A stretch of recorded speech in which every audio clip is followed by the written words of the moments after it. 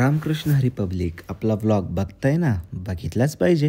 कारण की आज आपल्या इंदोरीकर महाराज यांचं कीर्तन असल्याकारणाने मी त्यांच्या स्वागतासाठी थांबलेलो होतो आणि महाराजांचं आगमन झाल्या महाराजांच्याच गाडीत बसून आम्ही कीर्तनाच्या ठिकाणी येऊन पोहोचलो.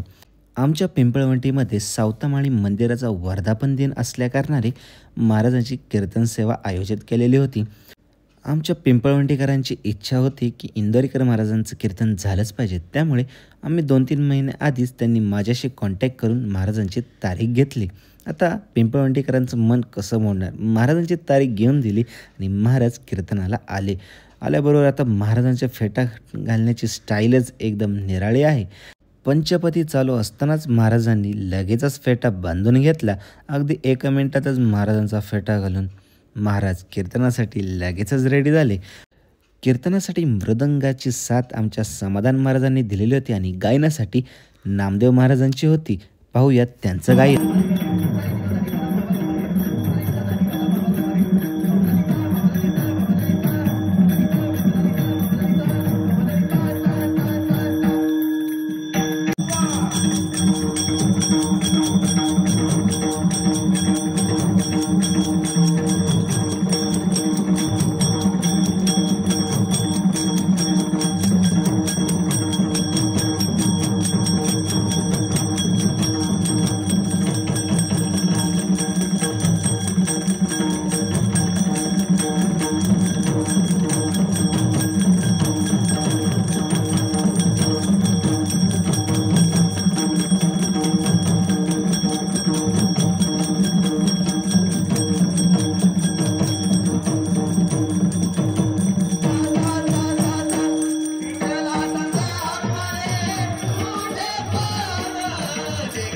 काय सुंदर आमच्या नामदेव महाराजांचं गायन आणि समाधान महाराजांची मृदंगाची साथ अतिशय उत्कृष्ट प्रकारे या ठिकाणी झाली. आता ऐकूयात आपल्या किरण महाराजांचीही चाल. आता त्यांना तरी कसं मागं सोडायचं, चला ऐकूया.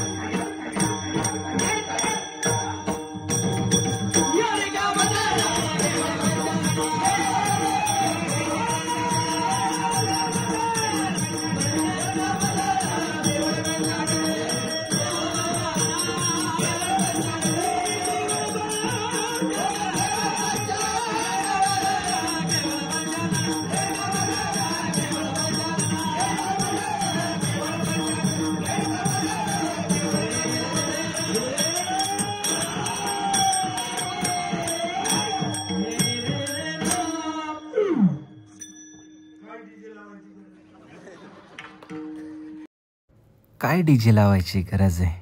नामदेव कीर्तनकरी पुढे देव नाचे पांडुरंग या युक्तीप्रमाणे इंदोरीकर महाराजांनी आम्हा सर्वांनाच कीर्तनामध्ये नाचवलं डीजेची सुद्धा गरज नाही. वारकरी संप्रदायाचा हाच तो डीजे आहे ना. आमचे इंदोरीकर महाराज म्हणजेच विषयच नाही हो. आता आमच्या नामदेव महाराजांच्या थोडा गायनाचा आस्वाद आपण घेऊयात. कोकिळापेक्षाही ज्यांचा मधुर आवाज ते म्हणजे आमचे नामदेव महाराज. ऐकूया त्यांचं गायन.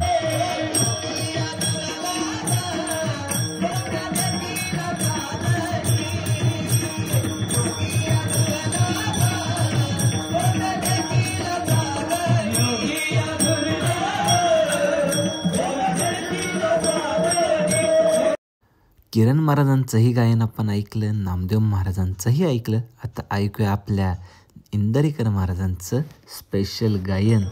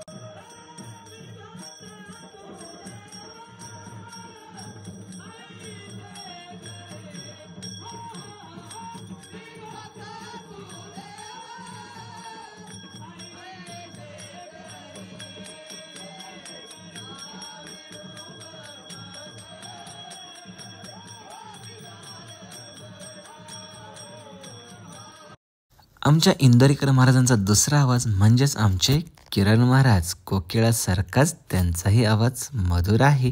तर आजचा ब्लॉग कसा वाटला तुम्हा सर्वांना कमेंट करायला विसरू नका.